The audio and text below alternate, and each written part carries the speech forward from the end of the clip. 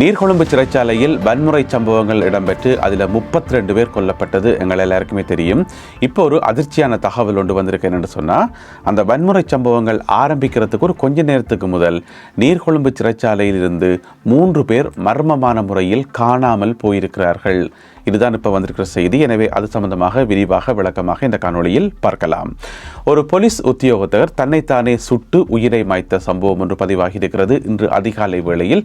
அது குறித்தும் பார்க்க இருக்கின்றோம். சட்டவிரோதமான முறையில் கடல் அட்டைகளை வைத்திருந்தார்கள் என்று சொல்லி ஒரு 12 பேர் கைது செய்யப்பட்டிருக்கிறார்கள் மன்னாரிலே. அது குறித்தும் பார்க்கலாம். ஒரு தனியார் வைத்தியசாலைக்கு மறுபடியும் குற்றப்பணம் அறவிடப்பட்டிருக்கிறது. சம்பவம் நடந்திருக்கு வவுனியால. எனவே அது குறித்தும் இந்த காணொளியில் பார்க்கலாம். இந்த செய்திகளுடன் மேலும் ஒரு சில செய்திகளும் தகவல்களும் இன்றைய காணொளியில் காத்திருக்கின்றன. அத்துடன் கருத்தோவிய பகுதியில் பிக்குமாரிக்கினம் தானே அவியல் சம்பந்தப்பட்ட ஒரு கருத்தோவியம் இருக்கிறது. எனவே அதனையும் இந்த காணொளியில் பார்க்கலாம். தமிழடியான் சொந்தங்கள் அனைவருக்கும் வணக்கம். வாருங்கள் காணொளிக்குள் போகலாம். நீர்கொழும்பு சிறைச்சாலையில் 2 நாட்கள் பாரிய வன்முறை சம்பவங்கள் இடம்பெற்று அதில் 32 பேர் கொல்லப்பட்டது உங்கள் எல்லாருக்குமே தெரியும். 5ஆம் திகதி ஆரம்பித்த வன்முறை 6ஆம் திகதி விஸ்வரூபம் எடுத்திருந்தது. இந்த மாதம் 5ஆம் தேதியும் 6ஆம் திகதியும் 5ஆம் திகதியே 2 பேர் கொல்லப்பட்டிருந்தார்கள். பிறகு மிச்ச ஏனையவர்கள் 6ஆம் திகதி கொல்லப்பட்டிருந்தார்கள். இதுதான் சம்பவம். இப்போ வந்திருக்கக்கூடிய தகவல் என்னென்னு சொன்னால், இந்த 5ஆம் திகதி காலம் இந்த வன்முறை சம்பவங்கள் ஆரம்பிக்க ஒரு கொஞ்ச நேரத்துக்கு முதல் பார்த்தீங்கன்னு சொன்னால், நீர்கொழும்பு சிறைச்சாலையிலிருந்து 3 முக்கியமான கைதிகள் காணாமல் போயிருக்கின்றார்கள். அவர்களுக்கு என்ன நடந்தது, எங்கே போனார்கள், எப்படி சிறைச்சாலையிலிருந்து வெளியே போனார்கள், என்ன ஏதென்று சொல்லி இதுவரைக்கும் ஒருத்தருக்குமே ஒரு தகவலுமே தெரியாதாம் என்று சொல்லி இப்போ ஒரு புதிய தகவல் வெளியாகி இருக்கிறது. இந்த தகவல் எப்படி வெளியில் வந்தேன்னு சொன்னால், கைதிகளின் உரிமைகளை பாதுகாக்கும் அமைப்பு என்று சொல்லி அமைப்பு இருக்குது தானே, அதாவது CPRF என்று சொல்லுவோம். அவர்கள் ஒரு முறைப்பாடு ஒன்று கொடுத்திருக்கிறார்கள். யார்கிட்ட முறைப்பாடு கொடுத்துருக்காங்கன்னு சொன்னால், காணாமல் போனோர் சம்பந்தப்பட்ட அலுவலகம் இருக்குது தானே, அதாவது OMP என்று சொல்லுவோம், காணாமல் ஆக்கப்பட்டோர் அலுவலகம் என்று சொல்லலாம். அவர்கள்ட்ட போயிட்டு முறைப்பாடு கொடுத்துருக்கிறார்கள். இந்த மாதிரி 3 கைதிகளை காணையில். எனவே நீங்கள் அவர்களை கண்டுபிடிக்கணும், அவர்களுக்கு என்ன நடந்ததுன்றதை நீங்கள் ஆராய்ச்சி சொல்லணும் என்று சொல்லி அந்த 3 பேருடைய பேர் விவரங்களையும் கொடுத்திருக்கின்றார்கள் காணாமல் போனோர் அலுவலகத்துக்கு. யாராக்கள் என்று பார்த்தீங்கன்னு சொன்னால், முதலாவது நபர் நிஷாந்த லக்மால் ஸ்ரீநந்த. அவர் குற்றஞ்சாட்டப்பட்டவர், அக்யூஸ்ட், முதலாவது ஆள். 2வது நபருடைய பேர் ராஜேந்திர ஆலன் இந்திக்க. அவர் குற்றஞ்சாட்டப்பட்டவரா சந்தேக நபரா என்ன ஏதென்று தெரியல, ஆனால் ஜெயிலுக்குள்ள தான் இருந்துக்கார் 2வது ஆள். 3வது நபர் வெளிநாட்டு நபர், அதாவது வெனிசுவலா நாட்டை சேர்ந்தவராம் என்று சொல்லப்படுகிறது. அவர் சந்தேக நபர், சந்தேகத்தின் அடிப்படையில் கைது செய்யப்பட்டு நீர்கொழும்பு சிறைச்சாலையில் வைக்கப்பட்டிருந்தவர். ஏன்னு சொன்னால், இப்போ கட்டுநாயக்கா ஏர்போர்ட்டில் பிடிவர்ற பிட்டும்பால நாட்கள் பக்கத்தில் நீர்கொழும்பு பக்கத்திலானே, அப்போ நீர்கொழும்புலாம் கொண்டு போய் அடைக்கிறது. அதனால தான் அன்றைக்கு கலவரம் நடக்கக்குள்ள சர்வதேச ஊடகங்களிலே இந்த செய்தி பரபரப்பாக அடிபட்டதுக்கு காரணம், நிறைய வெளிநாட்டு கைதிகள், பிரித்தானியா உள்ளிட்ட நிறைய வெளிநாட்டு கைதிகள் அங்கே நீர்கொழும்பு சிறைச்சாலையில் இருக்கணும். அப்போ அவைக்கு ஏதாவது நடந்துருமோன்னு சொல்லி சர்வதேச கவனம் பெற்றதுக்கு அது ஒரு காரணம். இப்போ பார்த்தீங்கன்னு சொன்னால், வெனிசுவலா நாட்டை சேர்ந்த இந்த நபருடைய பேர் ஃப்ளோரென்சியா மார்டினஸ் நுனென்ஸ் என்று சொல்லப்படுகிறது. இந்த பேரை உடைய ஒரு நபர், அவரும் காணாமல் போயிருக்கிறார். எனவே இந்த 3 பேரும் காணாமல் போனதே ஒரு அதிர்ச்சியான விஷயம்.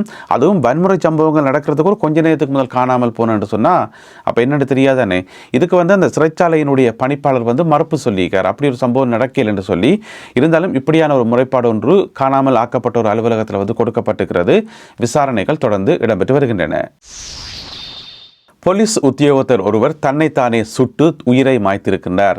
இப்படியான சம்பவம் ஒன்று இன்று அதிகாலை வேளையில் பாணந்துறை பகுதியில் இடம்பெற்றிருக்கிறது.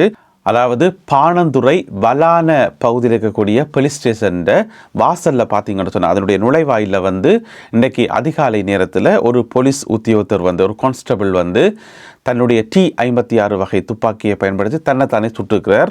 அதில் அவர் படுகாயமடைந்து உடனடியாக பாணந்துறை ஆதார வைத்தியசாலையில் அனுமதிக்கப்படுகின்றார். அங்கே அவர் உயிரிழக்கிறார். அவருடைய வயசு 28 வயது, பாணந்துறை பகுதியைச் சேர்ந்தவர் என்று சொல்லப்படுகிறது. எனவே என்ன காரணத்துக்காக இவர் தன்னுடைய உயிரை மாய்த்தார் என்று சொல்லி தெரியல. எனவே இது சம்பந்தப்பட்ட விசாரணைகள் இடம்பெற்று வருகின்றன. மன்னார் கடலில் வைத்து 12 பேர் கைது செய்யப்பட்டிருக்கின்றார்கள். சட்டவிரோதமான முறையில் கடல் அட்டைகளை கொண்டு போனார்கள் என்று சொல்லி அவர்கள் மேலே குற்றச்சாட்டு வைக்கப்பட்டிருக்கிறது. அதாவது மன்னார் கடல் பகுதியில் வந்து நேவி வந்து ரவுண்ட் அப்புக்கு போகிறவே தானே, அப்போ வந்து சுற்றுக்காவல் நடவடிக்கையில் ஈடுபட்டு கொண்டு கேட்கல திடீரென்று பார்த்தீங்கன்னு சொன்னால் சந்தேகத்துக்கிடமாக 2 படகுகள் இருந்திருக்கு. அந்த 2 படகுகள்லேயே வந்து 12 பேர் இருந்திருக்கணும். அப்போ அவர்களை பிடிச்சி செக் பண்ணி பார்த்தா உள்ளுக்குள்ளே வந்து ஏராளமான கடல் அட்டைகள், எந்த விதமான அனுமதியும் இல்லாமல் அந்த கடல் அட்டைகளை எங்கேயோ கொண்டு போயிருக்கணும் போல இருக்கு. அதாவது கடல் அட்டைகளுடைய எண்ணிக்கை பார்த்தீங்கன்னு சொன்னால் 14,072 கடல் அட்டைகள் மொத்தமாக. அப்போ அவ்வளோத்தையும் வந்து சட்டவிரோதமாக வைத்திருந்தார்கள் என்று சொல்லி உடனடியாக அவர்கள் நேவியால் வந்து கைது செய்யப்பட்டிருக்கின்றார்கள். அவர்கள்ட்ட இருந்த 3 படகுகள், மொத்தமாக 3 படகுகள் வந்து கைப்பற்றப்பட்டிருக்கின்றன. 2 மோட்டார் சைக்கிள்கள் கைப்பற்றப்பட்டிருக்கின்றன. அதை விட ஏனைய உபகரணங்களும் வந்து கைப்பற்றப்பட்டு எல்லாமே வந்து இப்பொழுது போலீசாருடைய கஸ்டடிக்குள்ள எடுக்கப்பட்டிருக்கிறது. இந்த கைது செய்யப்பட்ட 12 பேரும் மிக விரைவில் நீதிமன்றத்தில் முற்படுத்தப்படுவார்கள் என்று சொல்லி அறிவிக்கப்பட்டுள்ளது. டெங்கு நோயால் பாதிக்கப்பட்டவர்கள் சம்பந்தப்பட்ட புதிய அறிக்கை ஒன்று வெளியாகி இருக்கிறது. இன்று புதன்கிழமை காலை வெளியான புதிய அறிக்கை. இதன் அடிப்படையில் இதுவரைக்கும் பார்த்தீங்கன்னு சொன்னால் இலங்கையில் 83,661 பேர் பாதிக்கப்பட்டிருக்கின்றார்கள். மொத்தமாக இந்த வருஷம் ஜனவரி மாதம் 1ஆம் தேதியிலிருந்து இப்போ வரைக்குமான காலப்பகுதியில் இதுவரையான காலப்பகுதியில் 61 பேர் உயிரிழந்திருக்கின்றார்கள். அதோட இன்னொரு விஷயம் என்னென்னு சொன்னால் கடந்த ஒரு வாரத்தில் கடந்த 7 நாட்களில் பார்த்தீங்கன்னு சொன்னால் 117 பேர் தான் பாதிக்கப்பட்டிருக்கணும் டெங்கு நோயால். இது வந்து அந்த டெங்கு நோயால் பாதிக்கப்படுபவர்களுடைய எண்ணிக்கை வந்து குறைஞ்சு கொண்டு போகிறத காட்டுது. ஏன்னு சொன்னால் இப்போ கொஞ்ச காலத்துக்கு முதல் பார்த்தீங்கன்னு சொன்னால் போன கிழமைக்கு முதல் கிழமையெல்லாம் பார்த்தீங்கன்னு சொன்னால் ஒரே நாள்லேயே வந்து 1000க்கும் அதிகமானவர்கள் வந்து பாதிக்கப்பட்டு பதிவு செய்யப்பட்டிருந்தார்கள். அப்போ அதோட ஒப்படைக்குள்ள வந்து ஒரு கிழமையில் வந்து 117ன்றது கொஞ்சம் நம்பர் தானே. இப்படியே படிப்படியாக குறைஞ்சு முற்றுமுழுதாக இல்லாமல் போனால் எல்லோருக்கும் மகிழ்ச்சி. மற்றொரு தனியார் வைத்தியசாலைக்கு குற்றப்பணம் அறவிடப்பட்டிருக்கிறது. அதாவது அளவுக்கு அதிகமாக காசு வாங்கினார்கள் என்று சொல்லி இரத்த பரிசோதனை இருக்குத்தானே, அதாவது முழுமையான இரத்த பரிசோதனை FBC என்று சொல்கிறது. அதுக்கு வந்து அனுமதிக்கப்பட்ட தொகையை விட கூடுதலான காசு வாங்கியிருக்கணும். வவுனியாவில் இருக்கக்கூடிய ஒரு பிரபலமான தனியார் வைத்தியசாலையாம். எந்த வைத்தியசாலை என்று தெரியல, ஒரு வைத்தியசாலை. அப்போ அங்கே வந்து நுகர்வோர் அதிகார சபையினர் வந்து போயிருக்கிறார்கள். CAA சேர்ந்த புலனாய்வு அதிகாரிகள் வந்து போயிருக்கின்றார்கள். போன இடத்துல வந்து அவர்களுக்கும் பிளட் டெஸ்ட் பண்ணி அவர்கள்ட்ட வந்து காசை கூட வாங்கியிருக்கணும் போராடாக்கு. எனவே CAA சேர்ந்த புலனாய்வு அதிகாரிகள் மாறு வருஷத்தில் போயிட்டு அவர்களே கையும் களவுமாக பிடித்தார்கள் என்று சொல்லப்படுகிறது. வவுனியா மாவட்ட நீதிமன்றத்தில் வந்து முற்படுத்தப்பட்டு இன்று 5 லட்சம் ரூபாய் குற்றப்பணம் அறவிடப்பட்டிருக்கிறது இந்த தனியார் வைத்தியசாலைக்கு. இப்போதான் ஒரு கிழமைக்கு முதல் யாழ்ப்பாணத்தில் இருக்கிற ஒரு தனியார் வைத்தியசாலைக்கு 30 லட்சம் ரூபாய் குற்றப்பணம் அறவிடப்பட்டது. எனவே கொஞ்சம் காசுக்கு ஆசைப்பட்டு எல்லாருமே இதே தான், கொஞ்சம் காசுக்கு ஆசைப்பட்டு 10 ரூபா 20 ரூபா காசைப்பட்டு பெற்றுந்தொகை காசை வந்து தொடர்ந்து இழந்து கொண்டே வரியினம். இந்த அரிசியை வந்து 230 ரூபாய்க்கு பதிலாக 240 ரூபாய்க்கு விற்றால் வந்து இப்போ கிட்டல வந்து லட்சக்கணக்கில் வந்து ஃபைன் கட்டினது. இந்த மாதிரி நிறைய சம்பவங்கள் வந்து நாட்டில் வந்து தொடர்ந்து நடந்து கொண்டு தான் இருக்குது. இப்போ இலங்கையில் வந்து ஒரு பக்கம் நுகர்வோர் அதிகார சபை வந்து தீவிரமான தேடுதல் வேட்டை நடத்தி இந்த மாதிரி குற்றப்பணங்கள் அறவுறப்படுறது ஒரு பக்கம் போய்கொண்டிருக்குது. அங்கால பார்த்தீங்கன்னு சொன்னால் லஞ்ச ஊழல் ஆணைக்குழு வந்து நாடு முழுக்க செயல்பட்டு எங்கெங்கெல்லாம் லஞ்சம் பெறுகிறார்களோ அதெல்லாத்தையும் வந்து பிடிச்சு பழைய கேஸ் எல்லாத்தையும் விசாரித்து கொண்டு அப்படி ஒரு பக்கம் போய்கொண்டிருக்குது. இப்படி இருக்கும்போது இன்றைக்கு புதிதாக இன்னும் ஒரு திட்டம் ஒன்று ஆரம்பிக்கப்பட்டிருக்கிறது. இந்த திட்டம் வந்து பொதுமக்களுக்கு நன்மை விளைவிக்கக்கூடிய ஒரு திட்டம் தான். என்னென்னு சொன்னால் இந்த திட்டத்தினுடைய பேர் வந்து வி பிரமித்தி என்றதான் இந்த திட்டத்தினுடைய பேர். இதை வந்து செயல்படுத்துறது யாருன்னு பார்த்தீங்கன்னு சொன்னால் விஞ்ஞான தொழில்நுட்ப அமைச்சு அவர்கள்தான் செயல்படுத்துகிறார்கள். அதாவது கிளீன் ஸ்ரீலங்கா வேலை திட்டம் இருக்குத்தானே, அதனுடைய ஒரு பகுதியாக இந்த புதிய வேலை திட்டம் நடைமுறைப்படுத்தப்படுகிறது. என்ன சொல்லுங்க பார்ப்போம்.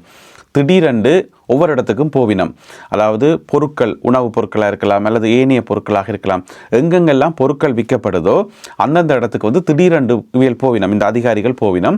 போயிட்டு ஒவ்வொரு பொருளையும் வந்து சாம்பிள் எடுப்பினம். அது என்ன விதமான பொருளாயும் இருக்கலாம், ஒரு தேங்காய் எண்ணெயாக இருக்கலாம், ஒரு முகத்தில் பூசுகிற க்ரீமாக இருக்கலாம், அல்லது உணவுப் பொருட்கள், ஏனைய உணவுப் பொருட்களாக இருக்கலாம். எதுவாக இருந்தாலும் அந்தந்த பொருட்களில் இருந்து ஒரு சாம்பிள் ஒன்று எடுத்து லேபுக்கு அனுப்புறது. விஞ்ஞான தொழில்நுட்ப அமைச்சு தானே, எனவே அவையிட்ட வந்து லேப் இருக்கு. அப்போ அங்கே அனுப்பி அந்த பொருள் வந்து தரமானதா, இலங்கையில் வந்து தர நிர்ணயம் இருக்குதானே, அதுக்கு சரியாக இருக்குதா அல்லது குவாலிட்டி குறைவாக இருக்குதான்னு சொல்லி சடனாக செக் பண்ணுறது. எல்லா விதமான பொருட்களும், இந்த பொருள் அந்த பொருள் ஒன்று கிடையாது, எல்லா விதமான பொருட்களையும் இவர்கள் செக் பண்ணுவார்கள் என்று சொல்லப்படுகிறது.